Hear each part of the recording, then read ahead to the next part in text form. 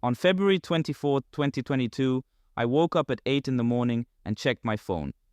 The first notification I saw was from my favorite politician on YouTube, saying, "It started." Around 4 in the morning on that same day, everything began unfolding in Ukraine, a series of events which are still going on.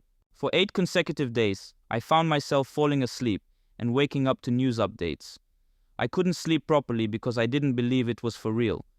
These events affected me right away.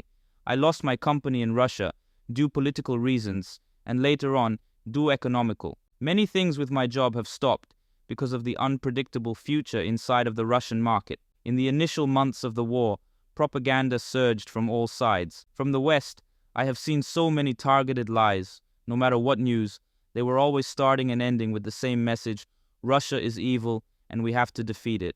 This message resonated strongly with Western people.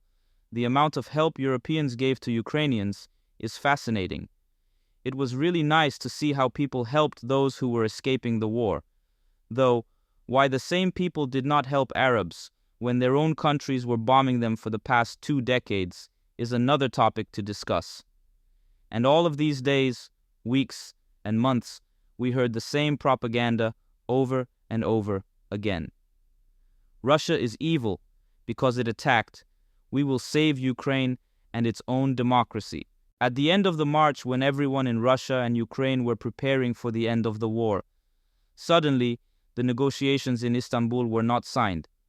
From this point, we learned so many things from the Western politicians, which completely destroys their own propaganda for 8 years, and most importantly, it changes the reality of war in Ukraine.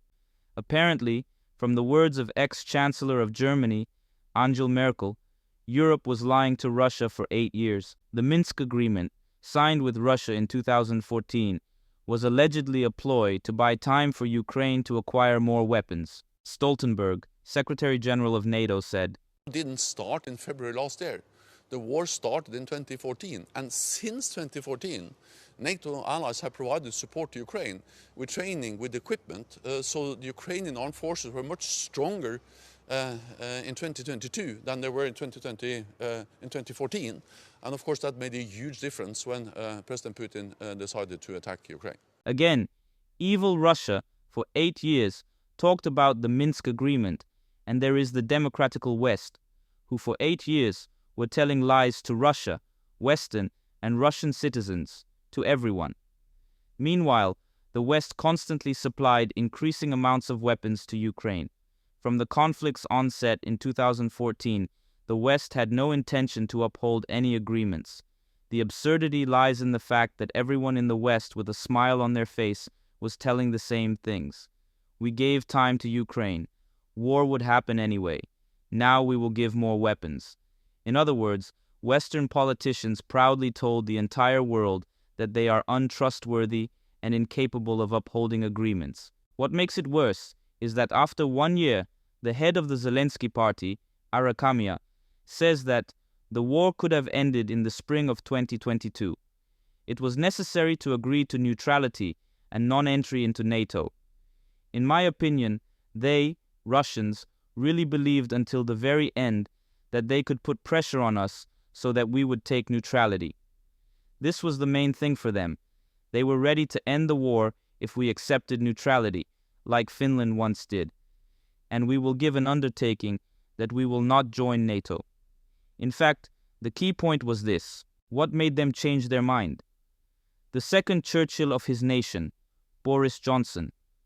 Arakhamia said, "Moreover, when we returned from Istanbul, Boris Johnson came to Kiev and said that we would not sign anything with them at all, and let's just fight." Within a few months, Boris Johnson lost his position, and Ukraine lost territory, which unites Crimea with land. Not to mention thousands of deaths, economical and political crisis in Ukraine. It's astounding how the West, through its own words, undermines the very propaganda it invested millions, if not billions, of dollars and euros in. Some might accuse me of justifying the deaths and the war, but in politics, nothing is sacred. Viewing it through rose-tinted glasses to discern good and evil isn't feasible. If Russia is considered evil for defending its borders, How would you label the US defending its borders over thousands of kilometers away from its own territory? What would happen if an adversary positioned missiles near US borders? Russian officials have warned that Moscow could deploy troops to Cuba and Venezuela if the U.S. and NATO insist on the crisis of Ukraine. Is the U.S. concerned about it? Are you seeing any movement in that regard? Look, we are not going to respond to bluster. If we do see any movement in that direction, we will respond swiftly and decisively. To follow up on this question before about Russia's threat to send weapons to Latin America or Cuba, and you, without getting into details, note that the U.S. would have a swift response. If the U.S. did have a swift response, or wanted to protect itself in any way, is that an acknowledgement that the United States does have a sphere of influence that it would like to protect in Latin America, that it would be sensitive towards, in the way that countries like Russia also maintain a sphere of influence in Europe?